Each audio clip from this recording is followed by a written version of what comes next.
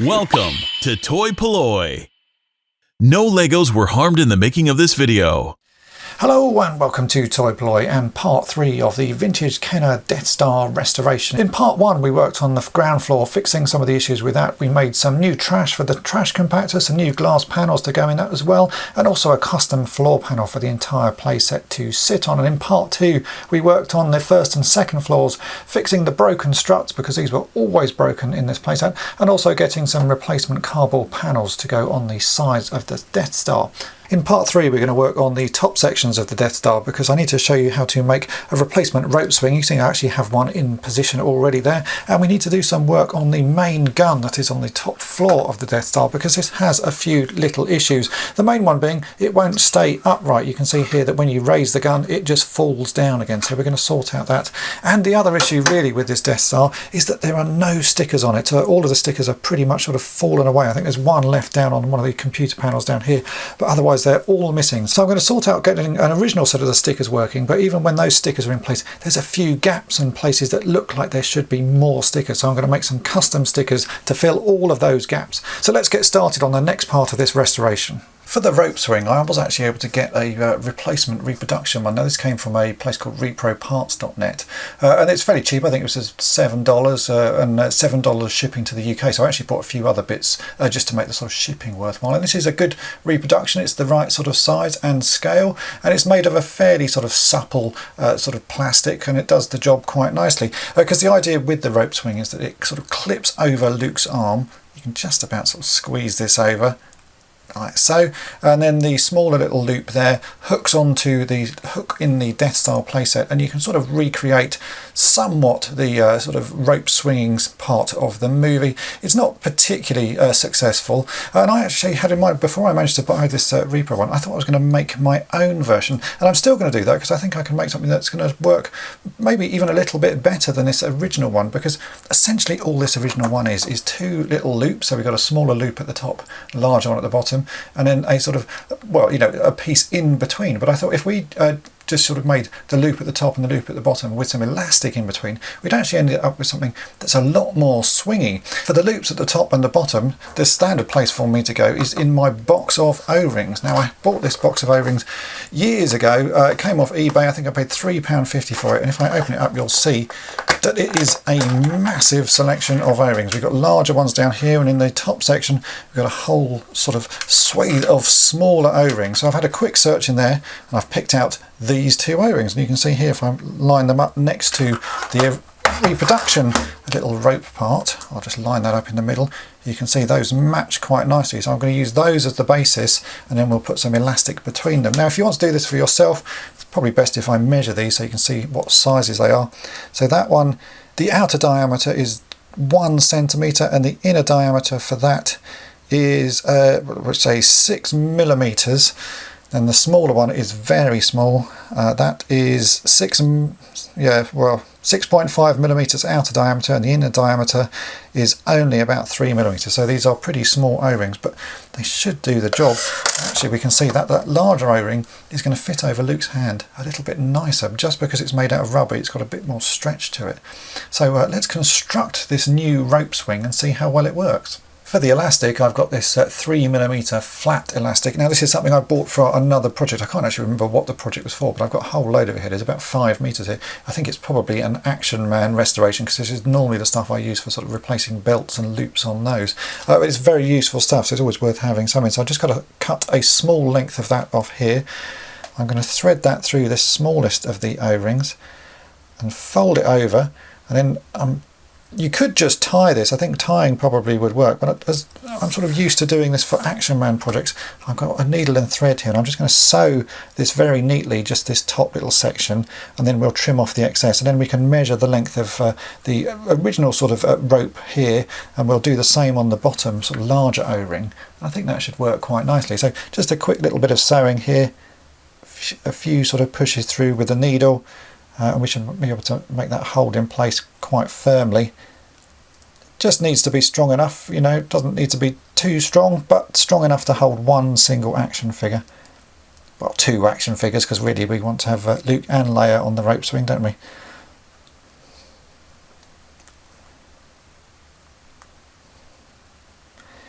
do find the thread sort of catches on this elastic, but with a bit of patience you can get enough through there.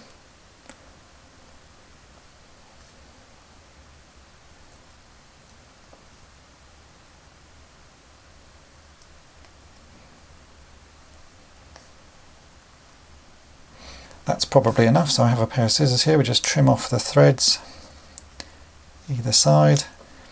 We can trim off that excess bit of elastic just there. I think that looks alright for the top section. So let's measure the main original or reproduction that we have here. So that is, I would say, just slightly under 2.5 centimetres. And we can thread this through the larger of the O-rings. And we'll make that try and match. So I said 2.5 centimetres. So that's about 3 at the moment. Let's see what that's like. That's about right, that will do. Perfect. So I'm going to do the same here. We'll sew this end on and then we can test this out.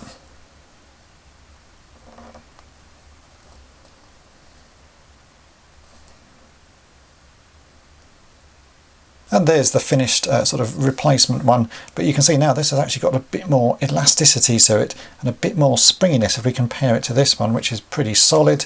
This one you can see actually has some sort of flex to it, so I'm hoping, I'll just do a little test here, if we put Luke's hand through that top O-ring, you can see that's actually going to be a little bit more satisfying as a sort of play feature, because you'll be able to properly swing Luke from one side to the other, and he will actually swing. So let's go ahead and put this back in the playset and we'll see how well that works.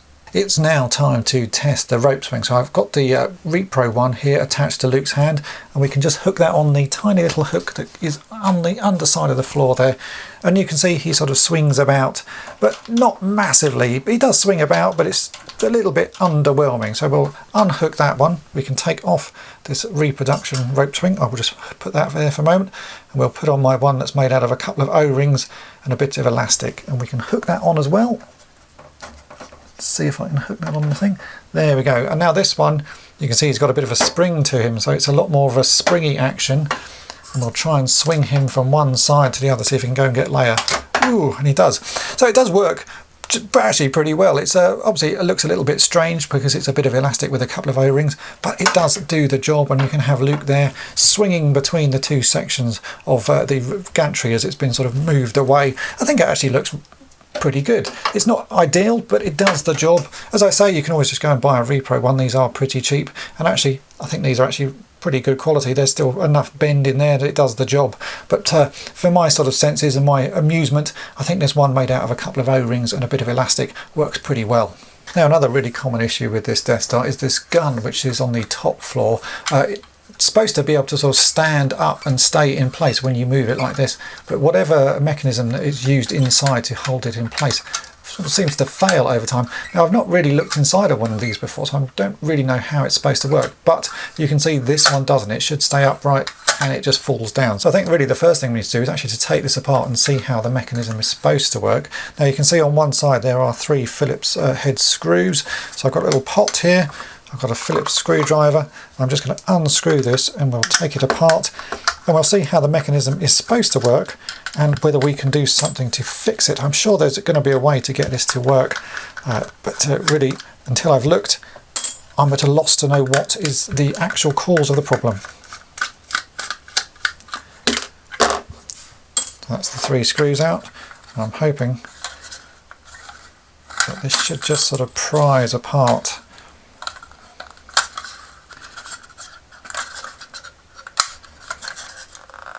There are lots of pegs in here as well. I hope it's not been glued as well as screwed together. Oh no, it does seem to be working. It's just, I think it's one of those ones where you just have to do a little bit at a time. There we go. Starting to come apart. I've knocked a few figures over. I think I might need to get a screwdriver. Oh no, there we go. So there we go, that's that come apart. I'm going to make a note of which way up this gun goes, just in case it has a top and a bottom. It doesn't seem like it does. It's got a welding sort of holes in the bottom, so that's obviously the bit to hide. We can just hide that there. And so here is the little latch mechanism, I'm guessing. Let's see what it's like. Oh yes, it's got a sort of little few teeth on there, which are obviously supposed to grip on something inside this. Ah yeah, I see. It's supposed to grip on that, and that just wears away. So let me have a little think, and I will work out a way that we can get this to work again. I've had a chance to now sort of look at it fully and work out how I'm going to fix it, and it's going to be a fairly straightforward fix. The way it should work is on this sort of little rotating part, there are some little notches you can see there, and they latch onto this post here that's inside the main gun. And what happens over time is obviously the top of that has worn away, and I'm thinking I could put a bit of glue on there just to sort of build it up again, but that is just going to snap off. So I'm going to do a slightly different method to sort of lock this in place. And we're going to use something that I already got in my toolbox, which is just some blue felt. You can use any colour you want. It just so happens I have some blue because I made some Ugnaught capes at one point.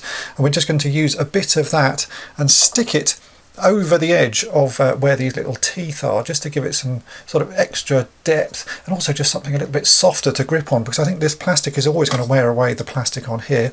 So a bit of felt should just give it enough grip that it doesn't rub away, and it should be able to hold the gun in place.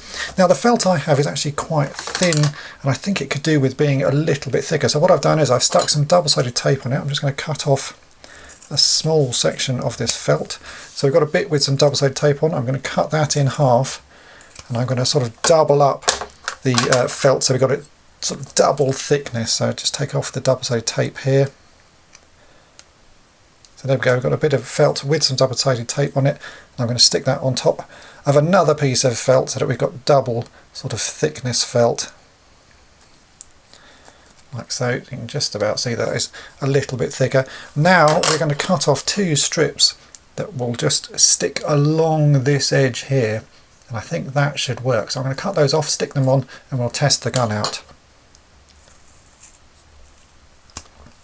So I want these strips to be about the same length as the bit of plastic, so I'm just going to cut this down. So that looks about right. So I'll just cut two thin strips of this with the double-sided tape on the bottom of it. Oops, that pinged away. Do another one there. Now again, I'm going to use my tweezers because this is the easiest way to get the tape back off. There we go. That's got the tape off. And now you can see if I take this bit of felt, and I'm just going to stick it over where those little teeth are, so that it's just got a little bit more thickness to it. And the great thing about using blue felt is by the time this is inside the toy, you won't even notice it. So you can see there's a bit of felt stuck on there. I'm going to do the same on the other side, and we'll put the gun together and see how well it works. You probably could do this with glue and sticking extra bits of plastic on, but sometimes it's nice to do a sort of method that you can always revert if you don't like it. I think this is a perfect example of that. This should work well. It's just enough to add a bit of extra friction to it, but also we can remove it if we change our minds. So there you go, two bits of felt, and we can just push that in and see how well that works. That already feels a little bit sturdier, like it's got some friction to it. So I'll put this gun back together and we'll see how well that works. So you can see I've now screwed this back together, and if I rotate this you can see it holds in place really quite nicely. We can move it to all the positions and it stays where it should do. I'm going to put this back in the playset now so you can see it working as it should do. So here we have the gunner station. As you can see, the gun is now angled as it is supposed to be angled, nicely pointing up, waiting for any X-wings to come by. It just makes a little bit of a difference having that sort of felt on there, just holds things in place. Now this gun is always going to be a little bit temperamental just because it's actually so heavy, and the little mechanism that is inside it is really not that great. It's never sort of been designed to hold something like this for so long, so I'm amazed that there are any of these guns that actually will hold in the correct position after all these years. So that little bit of felt is doing the job nicely. Now we come on to the missing stickers. This playset's supposed to have quite a few stickers. You can see there's supposed to be some on the terminals here. There's a few for the lift section and some other little ones dotted about. But the stickers on this are completely missing. So I've done a quick search online and I found on Eric Stormtrooper's website, he had a scan of the original sticker sheet. It's not in great condition and the colours are a bit sort of messed up. So I've taken that into Photoshop and done a bit of work on it to tidy it up so that we can then reapply those to this playset.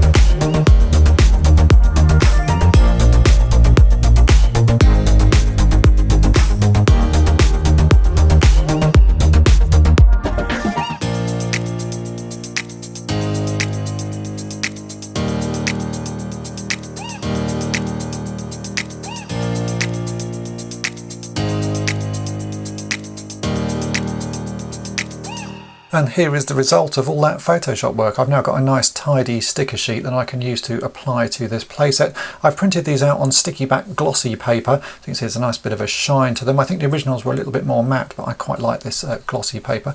Now this playset didn't come with an instruction sheet to show you where to put the stickers. Some are quite obvious and some are just left up to your imagination. So these are the computer terminals. They're fairly obvious. That little dot in the middle actually goes in the door to the trash compactor. These panels here go up on the sort of control panels that Obi-Wan Kenobi uses right at the top of the playset. But then there are these three sets of 3 dots and a couple of other sort of terminal panels and some lights here. I'm going to be putting these 3 sets of dots up above where these sort of panels go, above where Obi-Wan plays. At the top of the playset, the dots I'm going to be putting above some of the lift doors, which I think if you look at shots of the Death Star, there are a set of 5 dots above each door. So I'm going to put some on the top level and some maybe on this sort of swing bridge level. And then these little sort of terminals I'm going to put either side of the lift right at the bottom because there's nice empty spots there. And I think that should look quite good. But really it's up to your own sort of imagination where you put them. I've sort of worked these out as how I want to do it, and also because I want to add some custom stickers to this playset. But first let's get these original stickers on and then we'll sort out some custom stickers.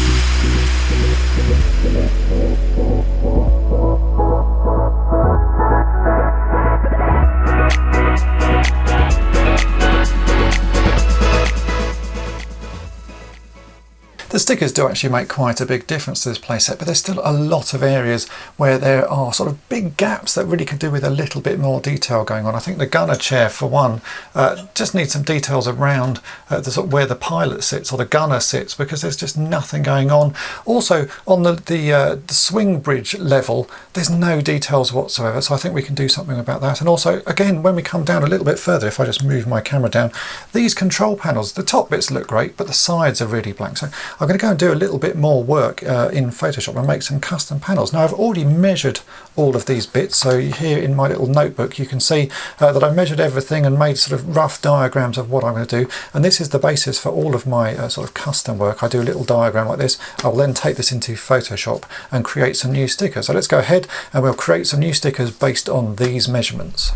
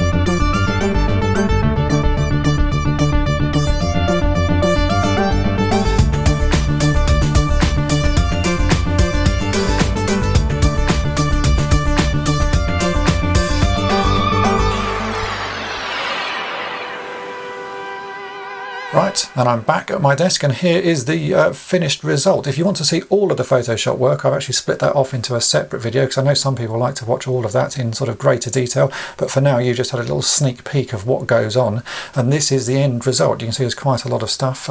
We've got some new panels. These are to go on the side of the computer system there, because I always thought R2-D2's big thing in Star Wars is that he connects to the computers and talks to it, so I made a little sort of connecting hole there with some other bits that match some of the artwork in the movie, so nice lots of reds with sort of little detailing lines around it, so we can stick those on both of the computer terminals. We have these panels to go on the side of the rope swing bridge just to add a bit more detail. I've made some little bits to go on the gunner chair and some other little bits to go on the gun itself. There's not a lot of space on the gun because there's so much detail going on, but we can still add a couple of little stickers there. I've made some panels to go either side of the trash compactor door that match the ones that you'll see in the movie, and I've made some just sort of random little sort of warning stripe things, because there are areas where you could just stick a little warning stripe and it might look quite nice. Some of these pillars, and especially around the sort of trash compactor area on the side of that, you can just put a few warnings. So these I don't really have any plans where to put them, but I just thought I'd make them in case you wanted to have a go. All the others I do know exactly where they're going to go, so let's get these stuck on and see how it looks then.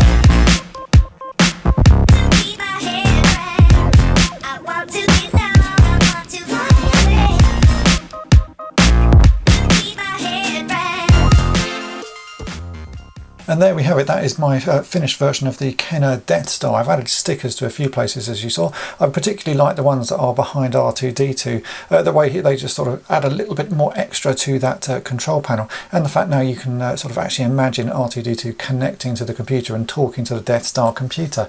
I also think adding a few little details to the trash compactor helped, because otherwise it is just a bit of a sort of big orange block, and just a few little stickers added to that makes quite a big difference. And likewise, the ones I added to the gun at the top, they may be subtle, but at least it adds a little bit of detail to the gunner's sort of control chair. There's not really a lot of extra space on that part of the toy to add many more stickers, so just a few does make quite a big difference. And that is it for this restoration. I think I've covered all the areas that were broken on this playset. I know there are a few other issues that people sort of generally talk about. The sort of launch mechanism for the gun at the top is often broken, but on this one it wasn't, so I don't actually have anything to fix. And as this playset is sort of fairly rare in the UK, I've not been able to find a version with this broken. So if anyone does actually have one that they'd like to donate, drop me a line and sort of send it over, because it would be fun to show a fix for that. I do have an idea of how to mend that, so I would like to cover that at some point. The files for the original stickers are going to be available on toy-polloi.com for free,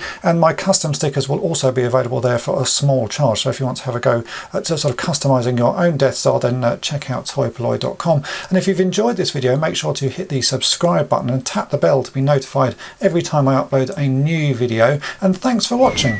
Thanks for watching toy-polloi. Subscribe for more great videos. You can also follow toy-polloi on Twitter, Facebook, and Instagram.